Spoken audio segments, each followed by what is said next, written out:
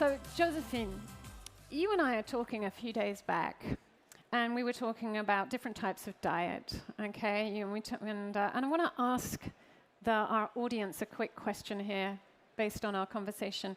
How many of you have heard of vegetarianism and veganism? Hands up. Yeah, pretty much every hand. What about pescatarian diets? Quite a few hands also. How many of you have heard of the climatarian diet?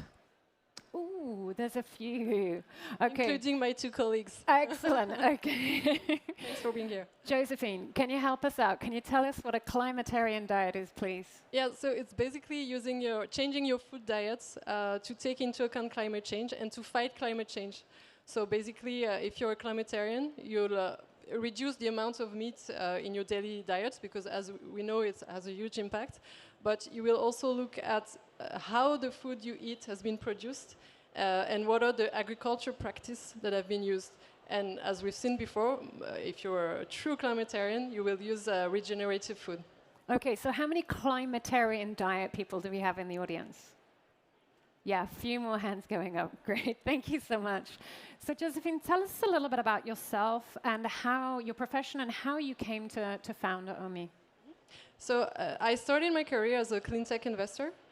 So I was involved in renewable energy, recycling, energy efficiency projects in Asia and in Western Europe. And then I joined an ag business group called HeroRATS, where I was a business developer. So I was involved in acquisition and partnership projects in the field of plant nutrition, animal and food. And then I was doing M&A for a bigger industrial group. And by that time, I started really questioning what was my role in this very traditional company. My environment consciousness was growing even more, and I was like, how can we make those businesses change as well? This is when I joined a group of like-minded professionals, and we created the first eco-union that's called Printemps Écologique. And the idea was really to use the legal tool of what is a union to empower employees within their company to push for environmental agenda.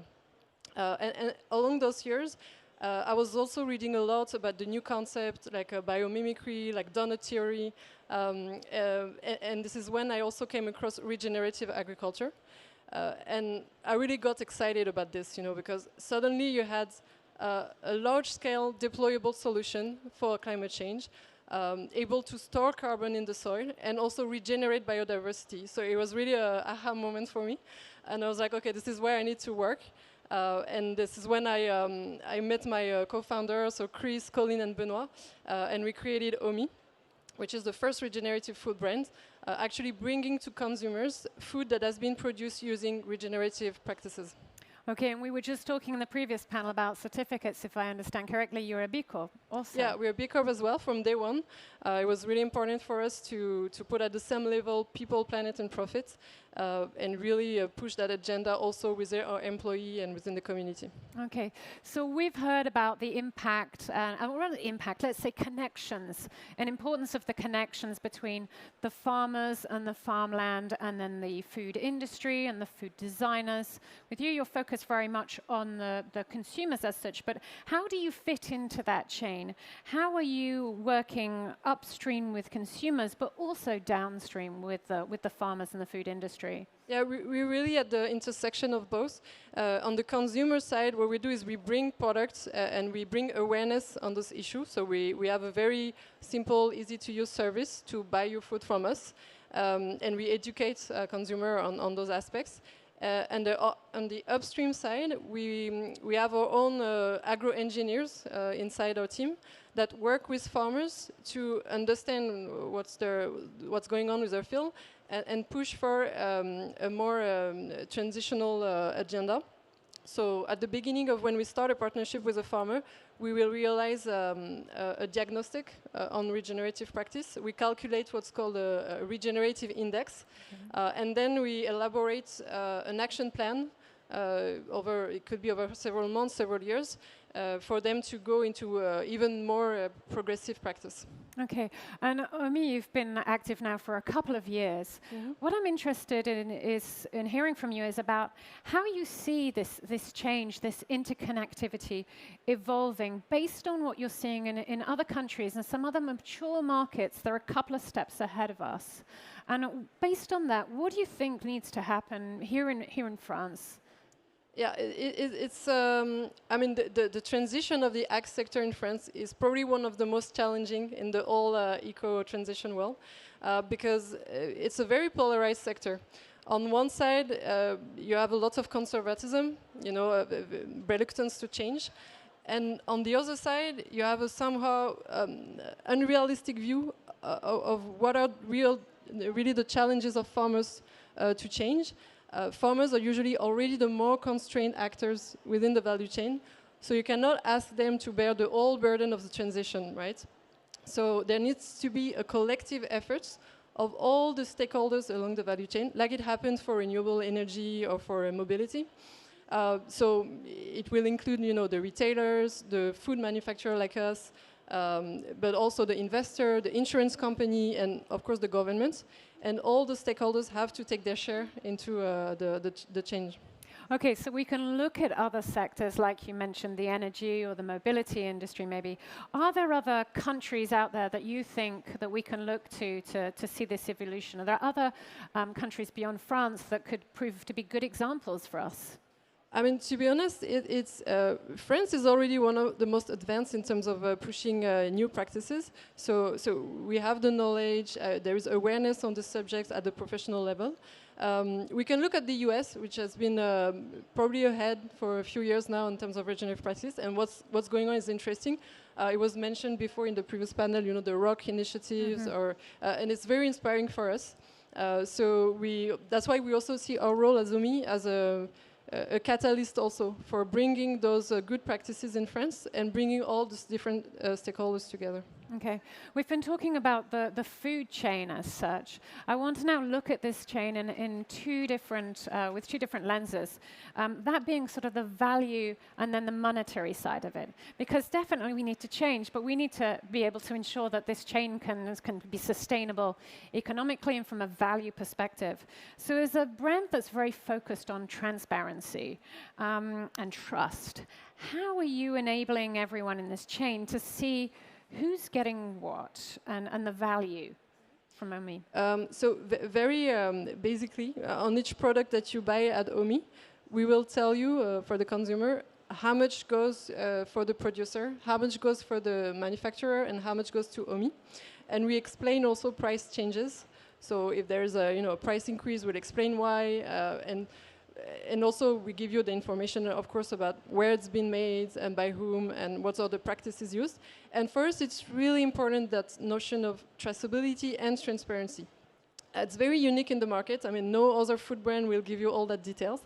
It's usually a very secretive sector, marginal, opaque, and we believe it's one of the reasons, like even today, there's a bit of a challenge for organic product today in the market.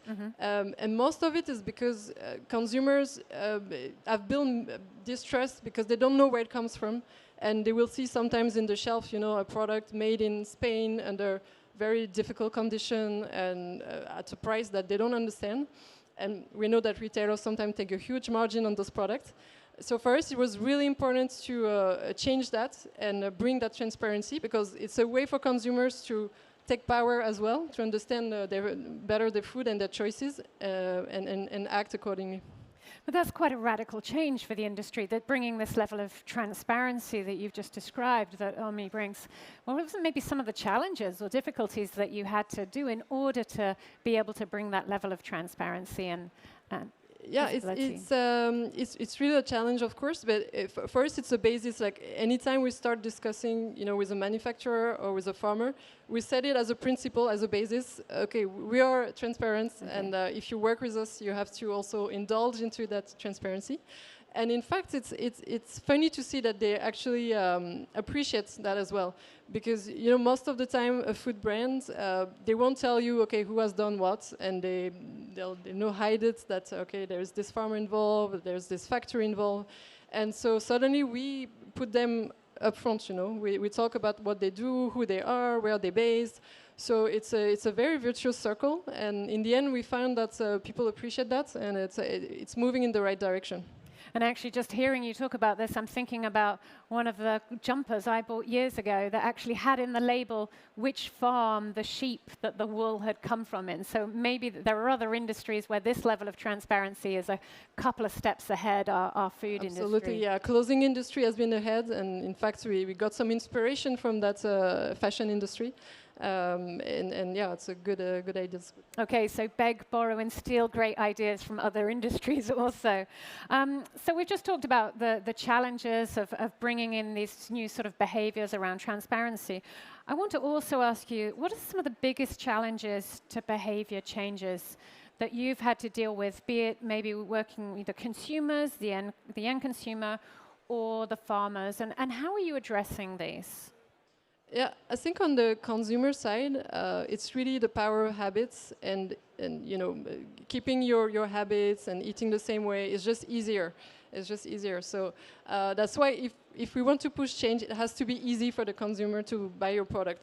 And we really, at OMIE, we really put a lot of emphasis on building a very easy-to-use service. So you go online, it's the app, you do your order in just 2 minutes, you get delivered to your door the next day. We have a very good customer service, and for us it's really important because otherwise we know that people are not going to change, no matter what. It's too difficult. And on the farmer side, the challenge, there's threefold. But there is, financing is one of them, of course, because if you change your practice, you have to invest in new equipment, new seeds. You might have a decrease in yield the first couple of years. Well, that's what Philip Berker this morning, just earlier, exactly. was talking about, yeah. So financing is one thing. Second is technical, because you have to learn how to, farm differently. And it's not easy, it's very complex, and again, it takes some time. And the third is social, because you might, as a farmer, want to change, but if everyone around you is not changing, it's a lot of pressure, and it's hard, and so that's why it's important, like Climate Farmers are doing, these initiatives, or also having collective discussion between farmers, and it's also what we do. We bring our partners together, we make them meet, we make them discuss together. So, and we're really working on those three aspects as well. As OMIE, we dedicate 1% of our sales to the transition, which goes directly into doing those technical audits, doing this training. So it's one of the things we do as well. Okay, so in a short space of time, you've actually achieved quite a lot with OMIE. And the industry beyond that, as we've said, all the other chains and links from the farmers through to our plates. What are the next steps for you? What are your ambitions from here on? Yeah, so we really want to capitalize on what we learned over the last 3 years. And having in mind those challenges that we mentioned for how the industry can change, we're working on a new initiative. There's a non-profit organization around catalyzing change for regenerative agriculture. Our ambition is to bring all stakeholders together, which is lacking today, in the same organization, and with the objective of first setting the standards for what is regenerative agriculture, and for us it's combined organic and soil care.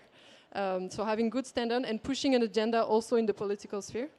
And second, there will be an endowment fund attached to this organization, so we will be able to finance also the transition. As we say, financing is one of the aspects. So we will bring financing from other institutions, put that into the fund, and be able to really finance projects of transition for farmers, so buying equipment or whatever. Josephine, it's been an absolute pleasure having you with us here at ChangeNOW. Thank you very much for telling us about OMIE. Check out and catch up with Josephine here later at ChangeNOW. Thank you so much.